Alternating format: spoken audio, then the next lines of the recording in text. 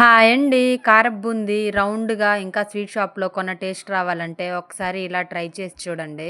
నాకైతే సేమ్ బయట బేకరీలో తెచ్చుకొని తిన్నట్టే ఉంది. ఇంకా చాలా క్రిస్పీగా కూడా వచ్చాయి. ముందైతే ఒక 2 కప్పుల శనగపిండికి 2 టేబుల్ స్పూన్ల బియ్యం పిండి తీసుకొని బాగా జల్లించుకోవాలి. ఇలా జల్లించుకోవటం వల్ల వాటిలో గడ్డలేమైనా ఉంటే పోతాయి. తరువాత అందులోనే మీ టేస్ట్ తగ్గట్టు సాల్ట్, మంచి కలర్ కోసం కొంచెం పసుపు, అలాగే వంట సోడా కూడా వేసుకొని బాగా కలుపుకోవాలి. తరువాత పిండిలో కొంచెం కొంచెంగా నీళ్లు పోసుకొని మరీ పలచగా కాకుండా మరీ మందంగా కాకుండా వీడియోలో చూపిస్తున్నట్టుగా పిండిని కలుపుకోవాలి. తరువాత డీప్ ఫ్రైకి సరిపడా ఆయిల్ పోసుకొని ఆయిల్ బాగా హీట్ అవ్వాలి. మీ దగ్గర బూందీ గరిటె ఉంటే బూందీ గరిటెతో వేసుకోవచ్చు. నా దగ్గర అయితే లేదు. ఈ జాలి గరిటెతోనే వేస్తున్నాను. వీడియోలో చూపిస్తున్నట్టు పిండిని కొంచెం కొంచెంగా తీసుకొని కడాయికి సరిపడా వేసుకోవాలి. ఎక్కువైతే ముద్దలాగా అవుతాయి.